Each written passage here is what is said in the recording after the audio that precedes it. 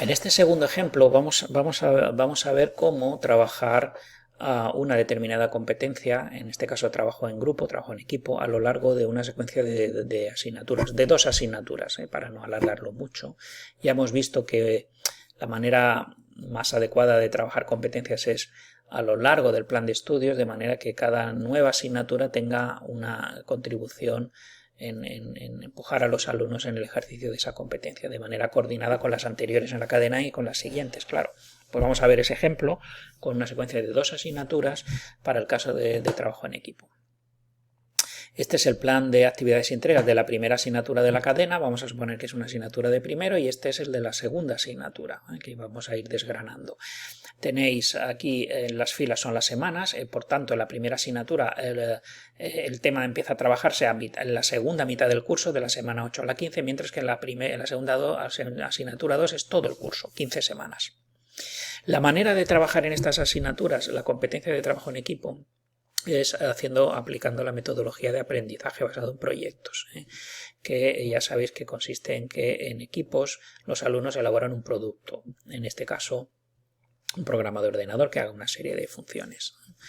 Eso nos gusta porque es una manera de, además de motivar a los alumnos y hacer que aprendan lo que queremos que aprendan, es una manera de integrar de manera armonizada el ejercicio de competencias como por ejemplo trabajar en equipo, por supuesto, pero también aprender de manera autónoma y también comunicarse de manera eficaz, porque es bastante típico que un proyecto pues se comunique mediante un informe, mediante una presentación oral, etc. Así que esa metodología nos va muy bien para este asunto.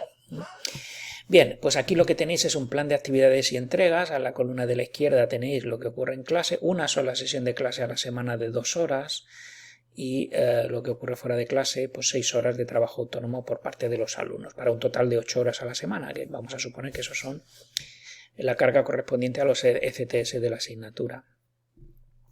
No os debe extrañar este aparente desequilibrio entre número de horas de clase y número de horas fuera de clase, porque cuando uno utiliza aprendizaje basado en proyectos no necesita muchas horas de clase para explicar la materia, lo que necesita es tiempo para hacer un seguimiento del trabajo de los alumnos. Bien, aquí tenéis identificado en negro las actividades con el tiempo estimado de dedicación a cada una de ellas. No todas, aquí habría que añadir más tiempos. En rojo las entregas individuales algunas, otras en grupo. Y en azul aquellos elementos que tienen que ver con el trabajar la competencia de trabajo en equipo, y es en las que voy a centrar más la atención en la explicación, tanto en la primera asignatura como en la segunda. Y como veis, la primera asignatura, al ser de primeros cursos, está planificado con más detalle que no en la segunda, que está un poquito más. Pero de eso ya hablaremos después. Ahora vamos con la primera asignatura. Fijaros que antes de que se presente el proyecto, en la semana 9, los alumnos tienen que leer, tienen que hacer una lectura que se llama Trabajo en grupo, ahora va en serio. Vamos a ver el contenido de la lectura, que lo tenéis en el material.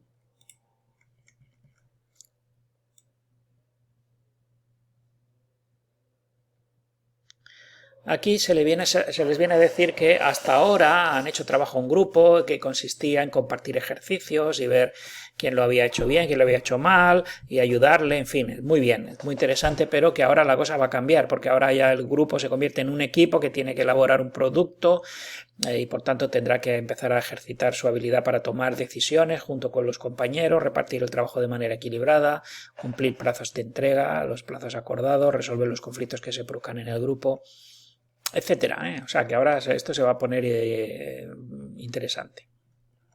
En una segunda sección se le recuerda que se espera de una persona que trabaje bien en grupo, que se espera de una persona que haga un buen trabajo en grupo, pues que asista a las reuniones, que haga lo que se comprometió a hacer, que esté dispuesto a escuchar, en fin, una rúbrica sobre el comportamiento esperado, cosas de sentido común, pero no está mal que se expongan en este caso en forma de lo que uno hace y lo que no hace. Una rúbrica muy sencilla. Lo importante es lo que viene a continuación, que tengan en cuenta que una vez entregado el proyecto, pues serán evaluados por ellos mismos, pero también por los compañeros de grupo y quizá por el profesor, en la medida que tenga evidencias en relación a estos criterios, y que el resultado de esa evaluación podría tenerse en cuenta a la hora de decidir la calificación del proyecto. Por tanto, ¿qué se espera de ti? Y atención, porque serás evaluado de acuerdo a esas expectativas. A continuación viene un apartado donde se les explica que habitualmente cuando los grupos se enfrentan a retos como los que se van a enfrentar ellos, pues suele aparecer problemas, dificultades, como por ejemplo que no se reparten bien el trabajo, no se reúnen con regularidad o que algún miembro del grupo no contribuye lo suficiente, en fin, problemas típicos.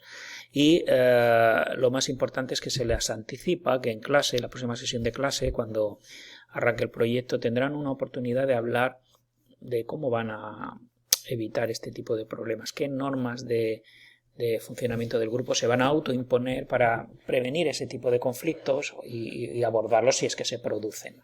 Esto es lo que llamamos reglas de funcionamiento del grupo, compromisos del grupo o algo así. Aquí se les pone un par de ejemplos, simplemente para que sepan a qué nos referimos. Por ejemplo, después de cada reunión, un miembro del grupo enviará al resto un resumen de las decisiones tomadas, qué tareas se han comprometido a hacer, quién va a hacer cada tarea y para cuándo tiene que estar.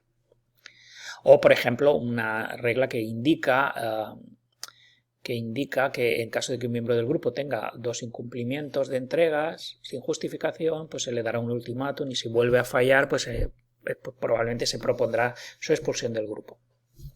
Como ejemplos de reglas, simplemente para que sepan de qué estamos hablando. Y como digo, se les indica que en clase lo primero que tendrán que hacer, o una de las primeras tareas, será fijar sus reglas de funcionamiento de grupo. Luego viene un apartado en el que se les dice, si la cosa va mal y a pesar de todo el grupo no es viable por lo que sea, por ejemplo, porque hay alguien que no hay manera de que participe en el grupo y que claramente es un cara dura, que no, pues entonces aquí se establece un poco una norma que es lo que podríamos llamar la norma de la expulsión o la norma de la separación. Si se cumplen determinadas circunstancias, por ejemplo, que no es demasiado pronto o tampoco demasiado tarde, esto no se puede hacer el último día, pues entonces el grupo puede proponer su separación y eso tiene unas consecuencias que se describen aquí. Básicamente lo que viene a decir esto es que el grupo pierde, por ejemplo, un punto reservado solo para los grupos que llegan íntegros al final y que el grupo que se separa lo pierde, pero naturalmente el bajo rendimiento que pueda tener un alumno expulsado pues no afecta al resto del grupo porque ya no forma parte de ese grupo. Bien, eso tiene que quedar muy claro, cuál es la norma, la regla para ese caso. Tiene que estar bien fijada. Y luego hay un texto para ir preparándose mejor ante cierto tipo de conflictos. Es un texto que describe en qué consiste el comportamiento asertivo. Es un texto adaptado de una página web donde lo vimos y nos gustó, explicado en qué consiste el comportamiento asertivo y ejemplificado pues en un ejemplo de lo que podría pasar a un grupo de 3 en el que Juan y María pues tienen un punto de vista distinto al que tiene Luis y aparentemente se echan las culpas unos a otros y lo que está pasando es simplemente que no se dicen las cosas a la cara con claridad y sin agresividad, pero insisto, con claridad. Es decir, no están teniendo un enfoque asertivo al problema y cómo tendrían que haberlo hecho, etc. En definitiva, una lectura con la que trabajamos. Pues, por ejemplo, esta parte de aquí de la tabla, resolver los conflictos se producen a nivel 1. A nivel 1 se trataba de que los alumnos sean capaces de explicar los tipos de conflicto que pueden producirse y posibles acciones. Bueno, pues un alumno que se lea ese texto y lo entienda, pues ya está en condiciones de explicar, por lo menos, por lo que respecta al comportamiento asertivo, en qué consiste la dificultad y cómo hay que enfrentarse al problema desde un punto de vista asertivo. Muy bien, pues este es el documento que se tienen que leer y tienen que traerlo leído para el primer día de clase, el primer día de la actividad.